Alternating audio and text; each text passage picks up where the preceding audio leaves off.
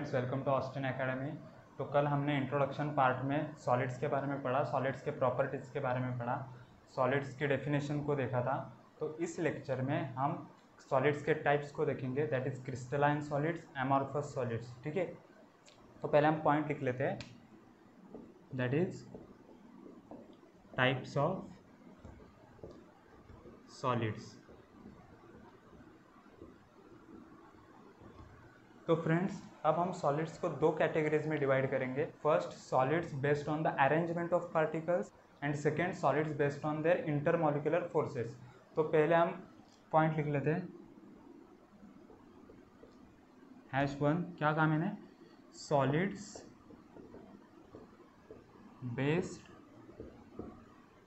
On the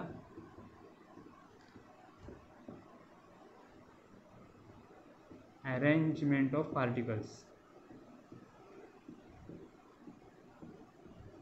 arrangement of particles। ठीक है, तो अब जो हम सॉलिड्स देखने जा रहे हैं वो पार्टिकल्स के अरेंजमेंट के बेस पे देखने जा रहे हैं, यानी कि पार्टिकल्स किस तरह अरेंज है उसके बिहाफ पे हम अब सॉलिड्स का डिवीजन करेंगे। तो उसमें पहला टाइप आता है क्रिस्टलाइन सॉलिड्स। तो पहला कौन सा टाइप आता है, दैट इज क्रिस्टलाइन सॉलिड्स। और सेकेंड कौन सा टाइप आता है, एमॉर्फस सॉलिड्स। हम दोनों के डिटेल में देखेंगे, फिलहाल हम टाइप लिख लेते हैं, एमॉर्फस सॉलिड्स। ठीक है, तो ये दो टाइप होते हैं solids based on the arrangement of particles में, यानी अरेंजमेंट ऑफ पार्टिकल्स के बेस पे ये दो जो सॉलिड्स है, क्रिस्टलाइन सॉलिड्स और एमॉर्फस सॉलिड्स, ये दो डिवाइड होते हैं। ठीक है, तो अब हम इन दोनों को डिटेल में देखते हैं एक एक करके।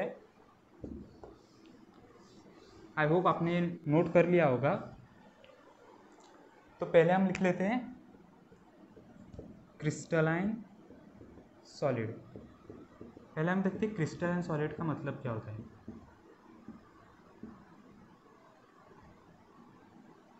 क्रिस्टलाइन सॉलिड, ठीक है, मैंने स्पेलिंग गलत लिख दी, crystalline solids. So friends, crystalline solids वो होते हैं जो रेगुलर 3D शेप में हो, ठीक है, जिसका शेप रेगुलर हो और वो थ्री डायमेंशनल हो। ठीक है, तो इसकी डेफिनेशन क्या है, रेगुलर थ्री डायमेंशनल। ठीक है, डी का मतलब है डायमेंशनल, 3D स्ट्रक्चर सॉलिड। ठीक है, तो कोई भी रेगुलर 3D स्ट्रक्चर सॉलिड क्या होता है, क्रिस्टलाइन सॉलिड। अब सपोज करो ये सॉलिड्स के पार्टिकल्स है,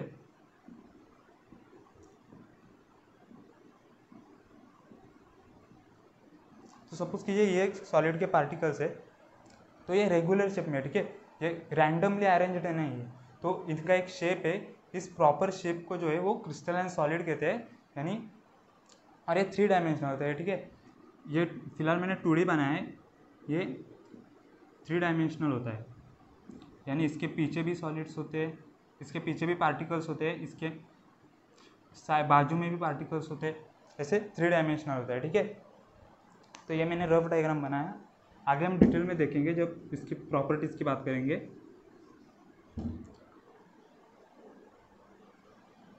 तो फ्रेंड्स, अब क्रिस्टलाइन सॉलिड्स की प्रॉपर्टीज़ की बात करते हैं। तो इसकी पहली प्रॉपर्टी यही होती है कि they have periodicity and regularity in the arrangement of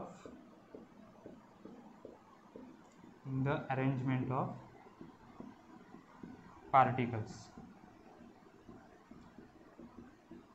ठीक है फ्रेंड्स, पहली प्रॉपर्टी क्या है, they have periodicity and regularity in the arrangement of particles. इसी को हम शॉर्ट में लॉन्ग रेंज ऑर्डर भी कहते हैं, इसी को हम लॉन्ग रेंज ऑर्डर भी कहते हैं। लॉन्ग रेंज ऑर्डर का मतलब क्या है, अब सपोज कीजिए ये सॉरी मैंने गलत बना दिया, अब सपोज कीजिए ये सॉलिड्स के पार्टिकल्स है,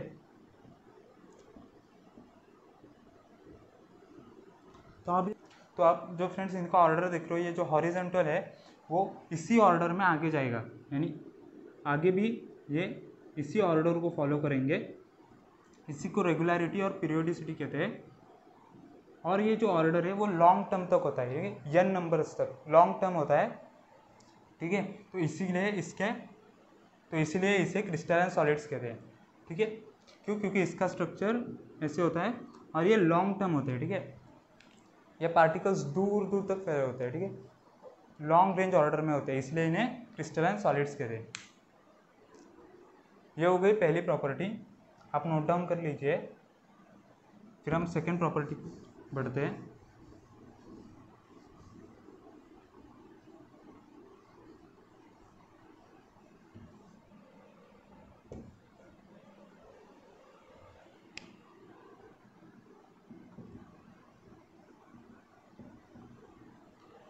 ठीक है, अब सेकेंड प्रॉपर्टी की बात करते हैं। So the second property is sharp melting point.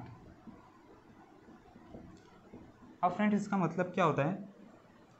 कोई भी क्रिस्टलाइन सॉलिड जो होता है उसका एक शार्प मेल्टिंग पॉइंट होता है, यानी फिक्स मेल्टिंग पॉइंट होता है।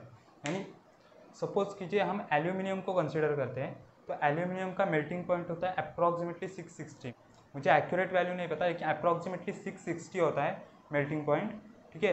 तो अगर मैं एल्यूमिनियम को कंसिडर करूँ, तो जब आप उसे टेम्परेचर देना शुरू करेंगे तो वो जो एल्यूमिनियम है वो एक्यूरेटली 660 डिग्री सेल्सियस पर ही मेल्ट होगा, ना कि 659 या फिर 658, 656 ऐसे। उससे पहले ने एक्यूरेट जब वो 660 को टच करेगा, 660 डिग्री सेल्सियस को टच करेगा, तभी वो मेल्ट होना शुरू होगा। इसका मतलब क्या होता है? Sharp melting point. For an example, suppose कीजिए आपके स्कूल में अगर नोटिस आई कि कल सुबह आपको प्रोग्राम के लिए शार्प 8 बजे स्कूल में प्रेजेंट रहना है। इसका मतलब क्या है? ना तो आप 7 बजे रह सकते हो प्रेजेंट, ना ही 9 बजे। ठीक, करेक्ट, एक्यूरेट शार्प 8 बजे ही आपको प्रेजेंट रहना है, ठीक है। तो आई होप आपको शार्प का मतलब समझ में आ गया होगा।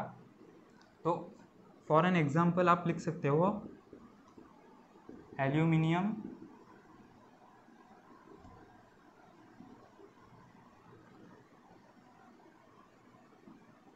कितना होता है मेल्टिंग पॉइंट इसका? 660 डिग्री सेल्सियस, ठीक है। आप चेक कर सकते हो 660 पॉइंट आगे भी कुछ है, तो मैंने कवर कर लिया, 660 लिख दिया, ठीक है, राउंड ऑफ। तो ये हो गई सेकेंड प्रॉपर्टी की बात। अब हम थर्ड प्रॉपर्टी की बात करते हैं, ठीक है। तो ये भी आप नोट डाउन कर लीजिए। तो ये हमने सेकेंड प्रॉपर्टी की बात की, that crystalline solids have sharp melting point. अब थर्ड प्रॉपर्टी क्या कहती है? So the third property is they are anisotropic. They are anisotropic. अब ये बहुत इंपॉर्टेंट है, एनआइसोट्रॉपिक। एनआइसोट्रॉपिक का मतलब क्या होता है? सो फ्रेंड्स, एनआइसोट्रॉपिक का मतलब होता है different properties in different direction. इसका मतलब होता है अलग अलग डायरेक्शंस में अलग अलग प्रॉपर्टीज जो सॉलिड्स शो करते हैं, उन सॉलिड्स को क्रिस्टलाइन सॉलिड्स कहते हैं, या वो सॉलिड्स एनआइसोट्रॉपिक होते हैं, ठीक है। सो एनआइसोट्रॉपिक का मतलब क्या होता है? डिफरेंट डायरेक्शंस में डिफरेंट प्रॉपर्टीज को शो करने का मतलब होता है एनआइसोट्रॉपिक, ठीक है। फॉर एन एग्जाम्पल, अब सपोज कीजिए मैंने एक सॉलिड कंसिडर किया। अब ये डिफरेंट प्रॉपर्टीज़ का मतलब मैं पहले बता देता हूँ आपको। डिफरेंट प्रॉपर्टीज़ का मतलब होता है जैसे कि कंडक्टिविटी, रिफ्रैक्टिव इंडेक्स,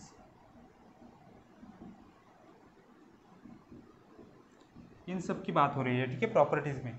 अब सपोज कीजिए अगर आपने इस सॉलिड में अगर इस कॉर्नर से कोई लाइट पास की, लाइट रे पास की, तो जब ये लाइट इंसर्ट होगी इसमें, तो उसका जो रिफ्रैक्टिव इंडेक्स होगा वो इस डायरेक्शन में अलग होगा। जब आप यहाँ से आप उस रे को छोड़ोगे, तब अगर सपोज कि अगर आपने यहाँ से लाइट रे को पास किया तो तब रिफ्रैक्टिव इंडेक्स जो होगी वो अलग होगी। अगर आपने यहाँ से लाइट रे को पास किया तब जो रिफ्रैक्टिव इंडेक्स होगी वो अलग होगी। ठीक है। अब फ्रेंड्स यहाँ पे एक एक्सेप्शनल केस है, अब ध्यान देना यहाँ पे एक एक्सेप्शनल केस है। वो क्या है?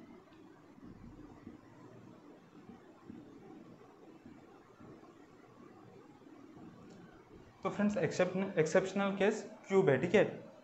कोई भी क्यूबिक स्ट्रक्चर का क्रिस्टलाइन सॉलिड एनआइसोट्रॉपिक नहीं होता। ठीक है। वो सभी डायरेक्शंस में सेम प्रॉपर्टीज को शो करेगा। ठीक है। ये एक एक्सेप्शनल केस होता है। मैं यहाँ पे लिख देता हूँ नीचे, एक्सेप्ट क्यूबिक सॉलिड। ठीक है।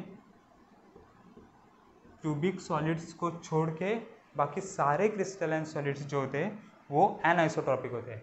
ठीक है। सो आई होप आपको बात समझ में आ गई होगी।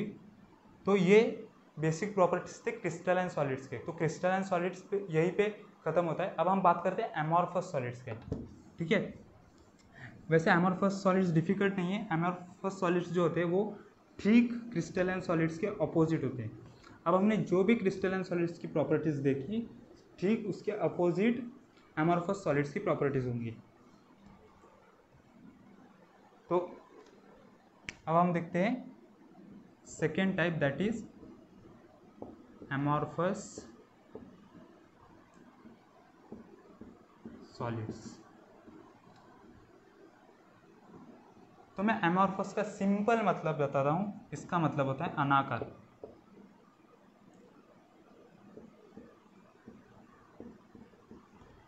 मतलब जिसका कोई शेप नहीं हो, जिसके पार्टिकल्स रैंडमली अरेंज्ड हो, जिसका कोई रेगुलर 3D स्ट्रक्चर नहीं हो।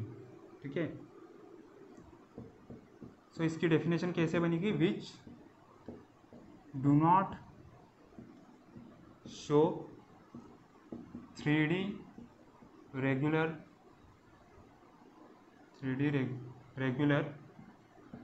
स्ट्रक्चर। ठीक है। तो एमॉर्फस का मतलब क्या होता है?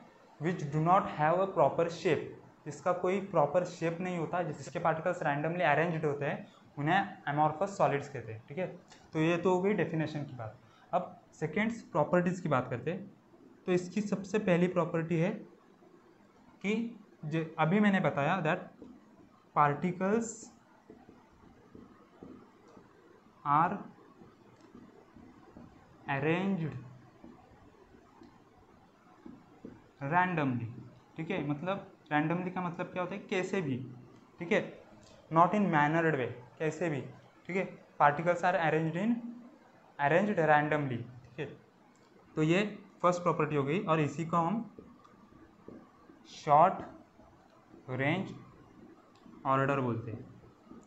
इसी को हम शॉर्ट रेंज ऑर्डर कहते हैं। क्रिस्टलाइन सॉलिड्स को हमने लॉन्ग टर्म ऑर्डर कहा था, इसको हम लॉन्ग रेंज ऑर्डर कहा था, इसको हम शॉर्ट रेंज ऑर्डर कहते हैं। क्यों? क्योंकि इसके जो पार्टिकल्स होते हैं वो सीमित होते हैं। ठीक है। शॉर्ट होते हैं।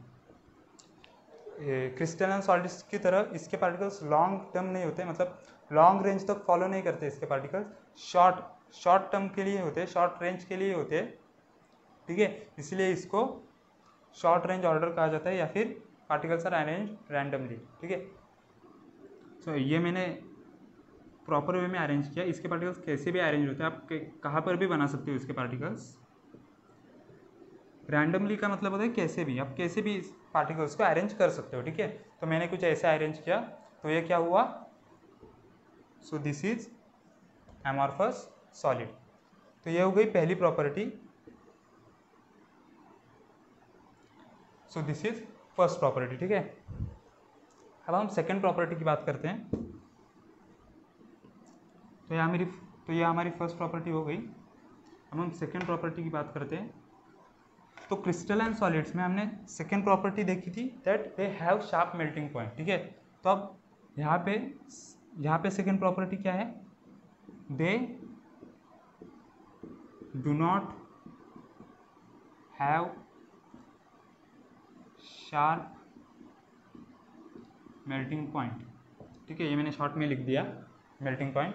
ठीक है, they do not have sharp melting point, उनका शार्प मेल्टिंग पॉइंट नहीं होता, वो दे मेल्ट ग्रेजुअली विथ टाइम। ठीक है, तो सेकेंड प्रॉपर्टी आपको समझ में आ गई होगी, they do not have sharp melting point, जबकि क्रिस्टलाइन सॉलिड्स में they have sharp melting point. ठीक है, क्रिस्टलाइन सॉलिड्स के शार्प मेल्टिंग पॉइंट होता है, यहाँ पे शार्प मेल्टिंग पॉइंट नहीं होता। ठीक है, लास्ट में हम दोनों को डिस्टिंग्विश करेंगे, तब आपको बातें और क्लियर होंगी। अब हम थर्ड प्रॉपर्टी की बात करें। थर्ड प्रॉपर्टी क्या है, they are isotropic. So third property is what, they are isotropic. तो क्रिस्टलाइन सॉलिड्स में हमने कहा था क्रिस्टलाइन सॉलिड्स आर एनआइसोट्रोपिक, तो यहाँ पे एमॉर्फस सॉलिड्स आर आइसोट्रोपिक। अब आइसोट्रोपिक का मतलब क्या होता है, आइसो का मतलब होता है, पहले समझिए, सेम। ठीक है, तो इसी से हमें पता चलता है आइसोट्रोपिक का मतलब क्या हुआ, same properties in all directions, यानी सभी डायरेक्शंस में सेम प्रॉपर्टीज को शो करेगा। तो वो चाहे रिफ्रैक्टिव इंडेक्स हो, कंडक्टिविटी हो, सभी प्रॉपर्टीज सेम ही होंगी ऑल डायरेक्शन में, सभी डायरेक्शंस में। ठीक है, तो ये थी थर्ड प्रॉपर्टी। ठीक है, तो ऐसे हमने क्रिस्टलाइन सॉलिड्स और एमॉर्फस सॉलिड्स के तीन प्रॉपर्टीज को देख लिया। तो अब चलिए इन्हें डिस्टिंग्विश करते हैं। ठीक है, डिस्टिंग्विश का मतलब है इन दोनों का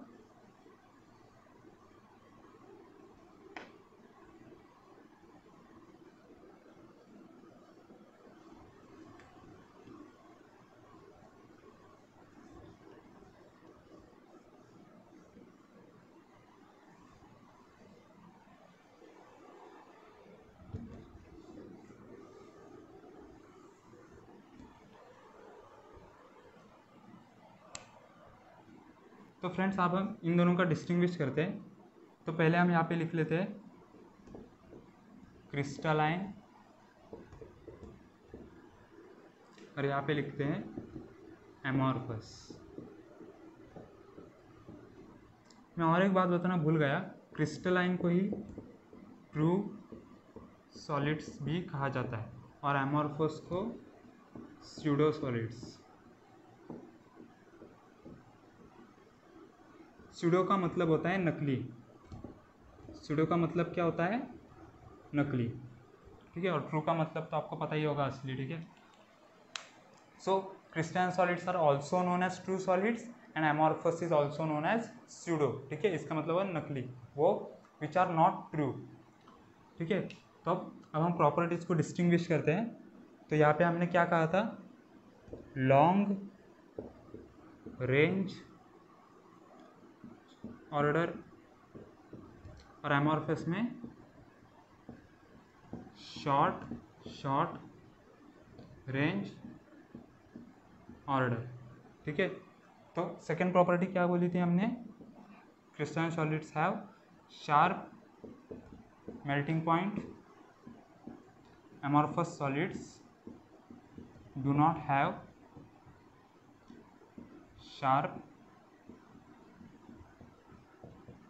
melting point. Then third property is what, they are anisotropic or amorphous solids are isotropic। अब फोर्थ डिस्टिंग्विश हम एग्जांपल्स का देखेंगे। तो यहाँ पे क्रिस्टलाइन सॉलिड्स में एग्जांपल्स क्या क्या आएंगे, like sodium chloride, then gold, silver, diamond, etcetera. क्योंकि आगे भी है ना ग्राफाइट होगा, इसलिए हमने एक्सेट्रा लगाया। ठीक है, यहाँ पे plastic, glass, rubber etcetera and many more. ठीक है, तो ये एग्जांपल्स एमॉर्फस सॉलिड्स के लिए और ये एग्जांपल्स क्रिस्टलाइन सॉलिड्स के लिए।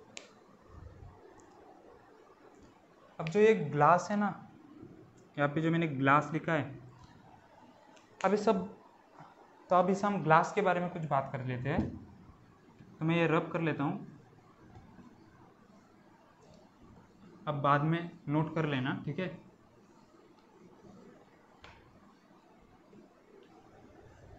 तब हम ग्लास की बात करते हैं जो मैंने अभी आपको दिखाया। सो फ्रेंड्स, मैं आपको एक बात यहाँ पे बता दूँ, हालांकि ये बुक में नहीं लिखी, फिर भी बता रहा हूँ। जो एमॉर्फस सॉलिड्स होते हैं, amorphous solids are also known as pseudo solids and super cooled liquids। अब इस सुपर कूल्ड लिक्विड का मतलब क्या होता है? यह सवाल आपके दिमाग में आया होगा कि सुपर कूल्ड लिक्विड्स का मतलब क्या होता है।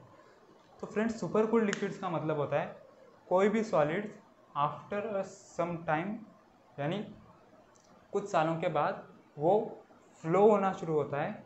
यानी कि उसमें हमने इंट्रोडक्शन पार्ट में देखा था, solids do not have fluidity, यानी उनमें फ्लो करने की प्रॉपर्टी नहीं होती। ठीक है, लेकिन एमॉर्फस सॉलिड्स जैसे कि स्यूडो होते हैं, वो नकली होते हैं, तो कुछ सालों के बाद वो लिक्विड जैसा बिहेव करना शुरू करते थे। तो इसीलिए मैंने आपको कहा था एग्जाम्पल ग्लास। तो हम